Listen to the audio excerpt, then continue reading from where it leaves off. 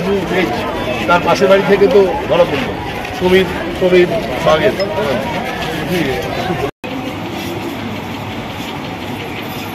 এদিকে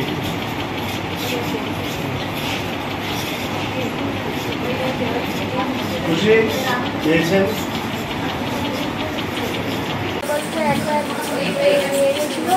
বললো যে তোমাদের আপা দিদিমণি ওখানে আছে, আমাকে পাঠালো ওখান থেকে তোমাদের হাসপাতালে ভর্তি হয়েছে, টাকা পাওয়ার বলে 1000 টাকা করে দেয় না, ওটা পাওয়ার বলে আমাকে অ্যাকাউন্ট করি ছবি ওইগুলো দিতে বললো, আর তোমার বাচ্চাকে দেখে বলে নিয়ে যেতে বললো।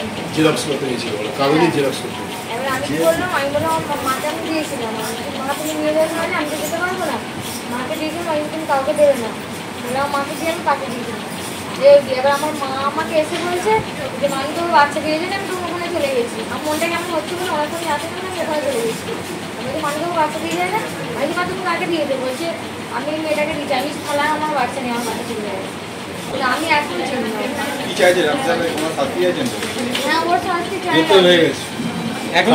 এখন বাচ্চা ফিরে পেয়েছেন, আপনি খুশি তো? এত নক্কারজনক, এত জঘন্যতম ঘটনা আমি কখনো দেখি। 12টা 10 মিনিটে 12 মিনিটে খবর এলো যে এখানে মন্দিরা বাগ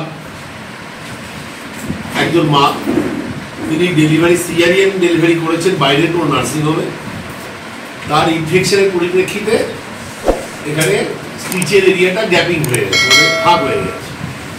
সেই জন্য চিকিৎসা করাতে এই অঞ্চলের একমাত্র মানে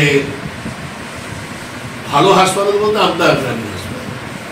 আমতা গ্রামীণ এখন মাল্টি সুপার স্পেশালিটি হাসপাতালে মর্যাদা পেতে যাচ্ছে, প্রায় 250 বেডের হাসপাতাল, এবং সেখানে অত্যাধুনিক প্রযুক্তি থেকে আরম্ভ করে বিশেষজ্ঞ চিকিৎসকরাও কলকাতা মেডিকেল কলেজ পিজি থেকে এসছে, ফলে এখানে এসে মায়ের চিকিৎসা হচ্ছে, মা আগের থেকে ভালো রয়েছে।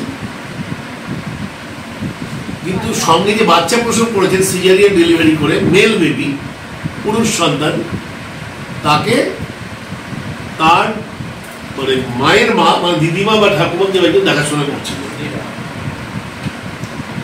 আজকে উনি পেশেন্ট রুগীর যে রুম থেকে বেরিয়ে এসে ওই বিল্ডিং থেকে নিচে নেমে এসে কিছু কাগজের কিছু লেখালেখির ব্যাপারে ব্যস্ত থাকার জন্য তার পরিচিতা একজনকে দিয়েছিল রাখতে কিছুক্ষণের জন্য, কয়েক মিনিটের জন্য। এই কয়েক মিনিটের মধ্যে হঠাৎ করে উধাও হয়ে গেল বাচ্চা, এবং তার ঠিক 15 থেকে 20 মিনিটের মধ্যে হঠাৎ করে মব জমতে আরম্ভ। একটা বিশেষ বিরোধী রাজনৈতিক দলের একবারে পূর্ব পরিকল্পিত চক্রান্ত মাফিক বিভিন্ন জায়গা থেকে কিছু কিছু করে এসে জমা হতে আরম্ভ। নতুন বিল্ডিং এ যে আমাদের 4 তলা যে নতুন বিল্ডিংটি হয়েছে সুপার স্পেশালিটি, সেখানকার এমার্জেন্সি, আমাদের এখানকার লেবার রুমের বাইরে এখানকার টিউবারকুলোসিস যক্ষ্মা নিবারণের জন্য যে প্রজেক্ট চলে সেই রুম, এমনকি অ্যাম্বুলেন্সের কাঁচ, অ্যাম্বুলেন্সের দরজা এবং বাইরের সমস্ত দরজা জানলা ভাঙতে আরম্ভ করলো। উন্মুক্ত ফেলে বেধড়কভাবে মারা হলো। তার চোখটা একটুর জন্য বেঁচে গেল, অন্ধ হয়ে যেত চিরকালের জন্য। তার সিরদারাতে চোট, লোয়ার অ্যাবডোমেনের তলপেটে চোট, বুকের মধ্যে চোট, নার্সিং স্টাফ, এবং সে এখন আইটিইউতে ইন্টেন্সিভ থেরাপিউটিক ইউনিট, আমাদের ক্রিটিক্যাল কেয়ার ইউনিট যেটা, সেখানে স্যালাইন অক্সিজেন নিয়ে মৃত্যুর সঙ্গে লড়াই করছে। আয়ার জ্বালানোর চেষ্টা এবং বাইরেও মিছিল এবং রাস্তা অবরোধ দিকে দিকে আরম্ভ হল, একবারে আরজিকর স্টাইল। আমরা সিসিটিভি রাস্তার মোড়ে মোড়ে এই হাসপাতালকে ঘিরে আমরা করেছি, সেগুলোকে দেখে আমরা রুট ম্যাপ তৈরি করে পুলিশ কিন্তু আজকে রিকভার করলো মিল্কি চকে ওই বাড়ি থেকে, এবং সেখান থেকে কিছুক্ষণ আগে জাস্ট মায়ের হাতে তাকে দেওয়া হলো।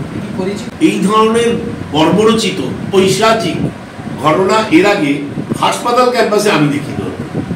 বারবার বলছি, পূর্ব পরিকল্পিত, একবারে প্ল্যান, একবারে চক্রান্তভাবে এই ঘটনা ঘটানো হয়েছে কিনা অধিকাংশ এলাকার মানুষ প্রশংসা করে। মহিলাকে গ্রেফতার করা হয়েছে?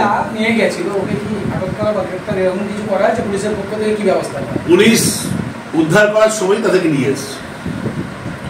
নিঃসন্তান দম্পতি যারা নিয়ে তাদের কাছে পাওয়া গেছে, আর পাশে যে মন্ডল সভাপতি তাকেও খোঁজ চলছে, কারণ সিসিপিএফির প্রাক্তন এবং বর্তমান মন্ডল সভাপতি দুজনই গ্রামীণের, উলবেরিয়া গ্রামীণের। ওই মহিলা কি বিজেপি প্রার্থী ছিল গত পঞ্চায়েত ভোটে? হ্যাঁ, এক্স্যাক্টলি, ভেরি রাইট ইউ। উনি বিজেপির গত নির্বাচনের পঞ্চায়েত প্রার্থী ছিলেন।